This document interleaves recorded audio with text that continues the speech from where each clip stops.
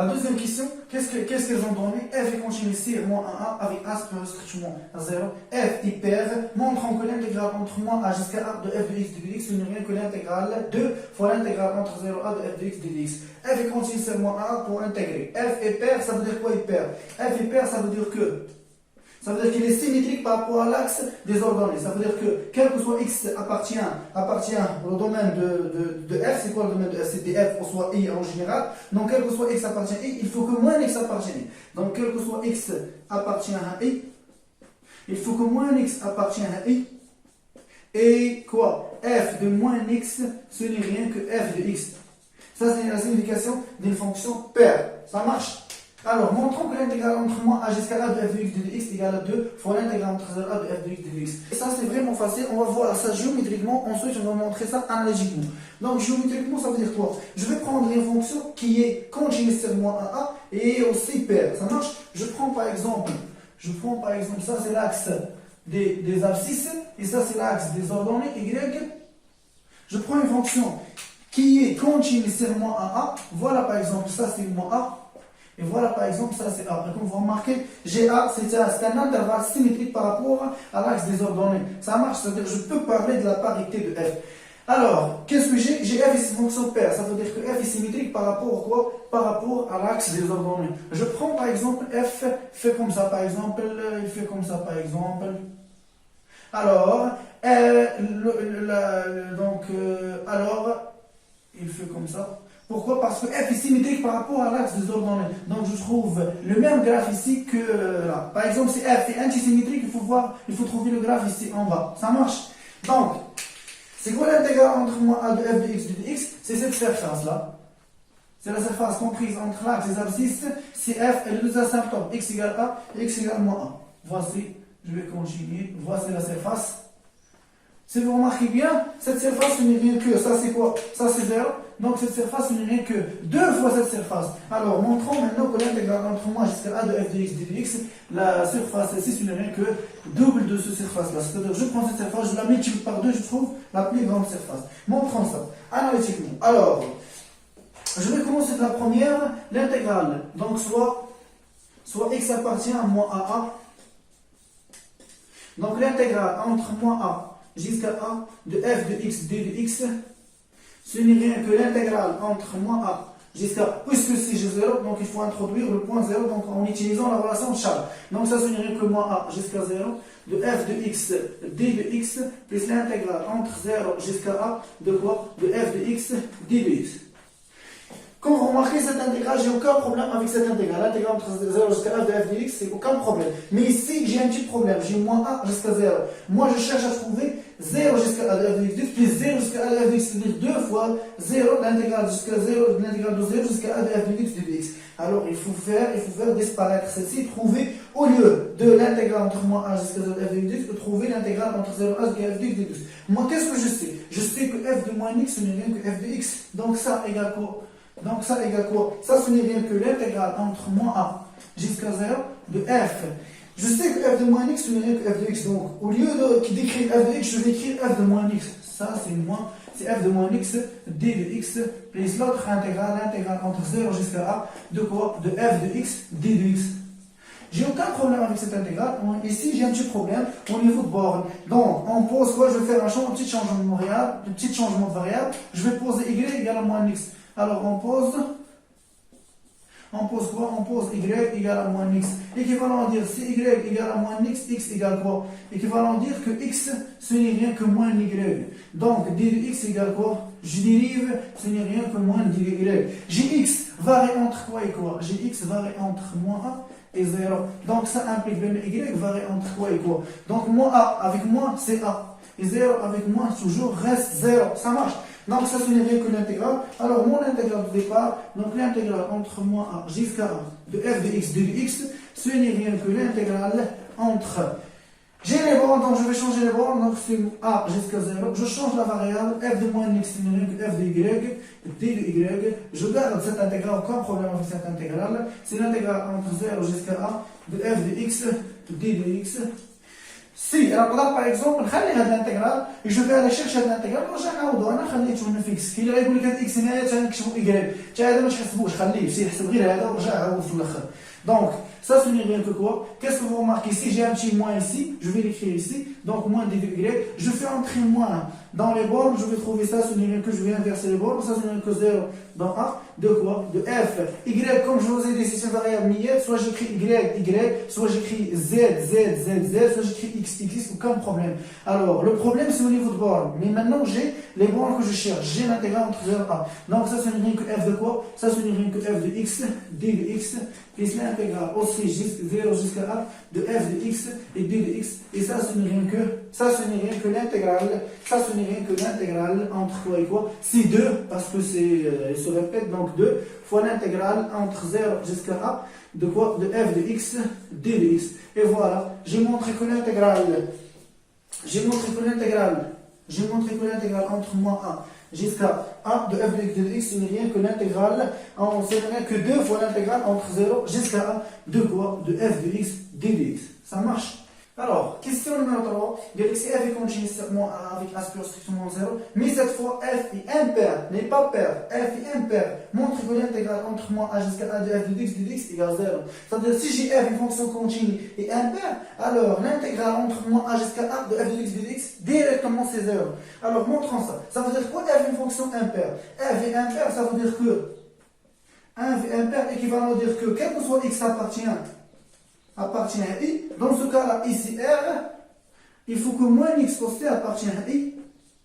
Et la deuxième chose, il faut que f de moins x, ce n'est rien que moins f de x. Et f de moins x, ce n'est rien que moins f de x. Ça marche? Alors, montrons que l'intégrale entre moins a jusqu'à a de f de x de x, ce n'est rien que 0. Donc, je commence par, donc soit, il faut écrire toujours x appartient. Donc, soit x appartient à quoi? Je travaille moins a. Donc, soit x appartient à moins a. Alors, l'intégrale entre moins a jusqu'à a de f de x, d de x, ce n'est rien que quoi? Je vais utiliser la relation chat, mais avant de continuer, je vais vous donner la signification géométrique. La signification géométrique, c'est quoi? Si je prends, voilà le graphe, je prends ça, c'est x, et je prends ça, c'est y. Alors, j'ai une fonction définie sur moins A1. Voici moins A et le point A ici. Donc, comment il est? C'est une fonction impaire. Une fonction paire, c'est une fonction symétrique par rapport à l'axe des ordonnées. Une fonction impaire, c'est une fonction antisymétrique par rapport à l'axe des ordonnées. Symétrique, par exemple, si je prends c'est comme ça. Alors, symétrique par rapport à l'axe des ordonnées, symétrique, ça veut dire paire, il est comme ça. Antisymétrique, il faut multiplier par moins 1, donc il devient comme ça. Voilà antisymétrique. C'est la même chose, si vous rappelez cosinus et sinus, il est comme ça. Sinus, c'est une fonction, comment il est? Impair, c'est-à-dire elle est antisymétrique par rapport à l'axe des ordonnées. Et le cosinus, c'est une fonction paire, donc il est symétrique par rapport à l'axe des ordonnées. On trouve que le cosinus, il est comme ça, et le sinus, il est comme ça. Ça marche? Ça, c'est comme le graphe de sinus. Alors, ils ont dit que la surface comprise entre l'axe des abscisses ici f et deux asymptotes x égale moins a, x égale b, ce n'est rien que 0. Oui, si vous remarquez bien, puisque f ici est négatif, donc cette surface est négative. Et cette surface est positive, et les deux surfaces sont égales, alors quoi? Alors, celle-ci moins celle-là, c'est 0. Ça marche, ça c'est la signification géométrique. Maintenant, on va faire des calculs, donc on va montrer ça analytiquement. L'intégrale entre moins a de f de x de dx, comme vous remarquez ici, j'ai un point au milieu, c'est quoi? C'est 0. Donc je vais utiliser 0 pour trouver l'intégrale entre 0 jusqu'à a. Donc ça, ce n'est rien que l'intégrale entre moins a jusqu'à 0 de f de x d de x plus l'intégrale entre quoi et quoi? Entre 0 jusqu'à a de f de x d de x. Alors, celle-ci va rester, elle va rester. Ici, je vais changer f de x par quoi? Par f de moins x. Donc, f de x, ce n'est rien que moins f de moins x. Donc, ça égale quoi? Ce n'est rien que l'intégrale entre moins a jusqu'à 0 de quoi? De f de x. C'est quoi f de x? C'est moins f de moins x. Donc, c'est moins f de moins x d de x. Plus l'intégrale entre 0 jusqu'à a de quoi? De f de x d de x. Donc, qu'est-ce que vous remarquez? Ça, c'est moins l'intégrale. Je ne vais pas écrire, je vais faire directement le changement de variable. Ce moins-là, je vais la faire sortir ici. Donc, qu'est-ce que j'ai ici? F de moins x et moi ici j'ai f de x. Donc, il faut introduire f de x. Alors, je vais prendre un changement de variable.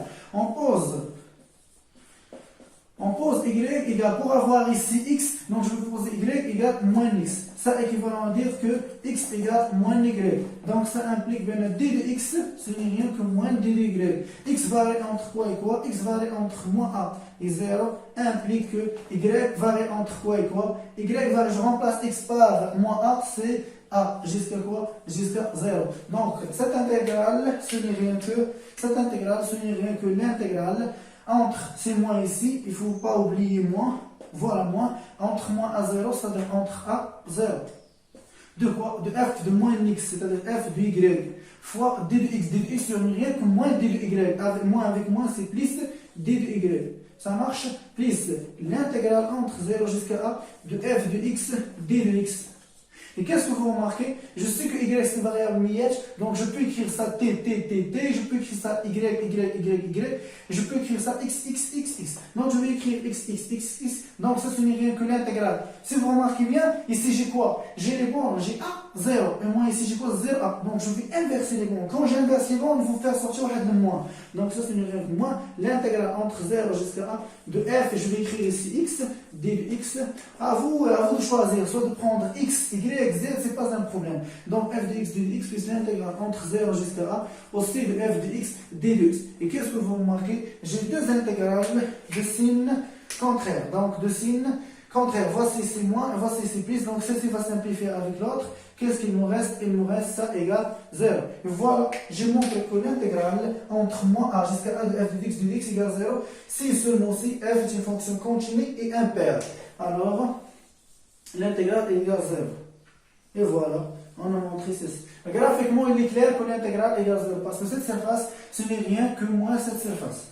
Donc, question numéro 4, on a f est continu sur a, b, et g défini de a sur alpha, b sur alpha jusqu'à r, t associé g de t égale f de alpha fois t. Il faut que alpha appartient à r étoile, différent de 0. Et dans les autres exercices, il faut que alpha soit strictement 0. Donc, c'est pour ça qu'on a écrit ici alpha appartient à r étoile, il faut ajouter ici plus. Donc alpha appartient à r étoile plus. Donc l'intégrale entre AB, montrant que l'intégrale entre AB de f de x de x, ce n'est rien que alpha fois l'intégrale entre a c'est alpha, b c'est alpha de g de t dt. Soit je commence de celle-ci, soit je commence de celle-là, aucun problème. Alors je vais commencer par le second membre. Pourquoi? Parce que c'est si facile, si vous marquez il y a alpha, je peux faire des choses, je sais que g de t c'est f de alpha t. Ici c'est un petit peu compliqué. Alors je commence, mais aussi c'est facile ici, c'est pas un problème, mais on commence par la première.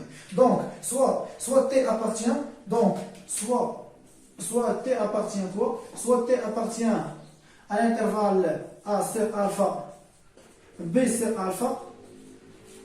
Donc je commence par le second nombre, donc alpha fois l'intégrale de a sur alpha, b sur alpha de quoi? De f, de g ici, g, donc g de quoi? G de t dt. Ça, ce n'est rien que quoi? Ça, ce n'est rien que l'intégrale. Si vous remarquez bien, c'est quoi G de t? G de t, ce n'est rien que f de alpha t. Donc, ça, ce n'est rien que l'intégrale, ce n'est rien que alpha fois l'intégrale entre a sur alpha jusqu'à b sur alpha de quoi? De f de alpha t dt. Et moi, qu'est-ce que j'ai au départ? Qu'est-ce que je cherche à montrer? Je cherche à montrer cette intégrale, ce n'est rien que l'intégrale entre a jusqu'à b de f de x d de x. Et j'ai ici f de alpha t. Donc c'est très simple. Je vais seulement prendre un changement de variable. C'est quoi? X égale alpha t. Donc on pose quoi? On pose x égale quoi? On pose x égale alpha t. Donc ça équivaut à dire quoi? Ça équivaut à dire que t, ce n'est rien que x sur alpha. Donc ça implique que d de t, ce n'est rien que 1 sur alpha, c'est une constante, on ne la dérive pas. Donc ça c'est 1 sur alpha fois quoi? Fois d de x. Et voilà, j'ai t varie de quoi vers quoi? On a t varie de a sur alpha jusqu'à b sur alpha. Donc a sur alpha jusqu'à b sur alpha. Donc ça implique que x varie de quoi vers quoi? Il suffit de remplacer t par 1 sur alpha, donc varie de a jusqu'à b. Ça marche? Donc, mon intégrale, ce n'est rien que, donc, cette intégrale, ce n'est rien que l'intégrale, ce n'est rien que alpha, il ne faut pas oublier alpha, donc c'est alpha fois l'intégrale entre a sur alpha, donc je le remplace par a, jusqu'à b sur alpha par b, de quoi? De f de alpha t, c'est quoi f de alpha t? C'est f de x, fois quoi? Fois d de t, c'est quoi d de t? C'est 1 sur alpha, d de x. Donc, si vous remarquez bien, j'ai alpha à l'extérieur et j'ai alpha à l'intérieur. Donc, celle-ci va simplifier avec celle-là. Qu'est-ce qu'il me reste? Il me reste que ça, ce n'est rien que l'intégrale. Ce n'est rien que l'intégrale entre A jusqu'à B de quoi? De f de x, de d de x. Et voilà, j'ai fini à montrer que l'intégrale entre A, B, de f de x, de dx, ce n'est rien que alpha fois l'intégrale entre A, c'est alpha jusqu'à B, c'est alpha, de g de t, dt. Donc, et on a fini avec l'exercice 1.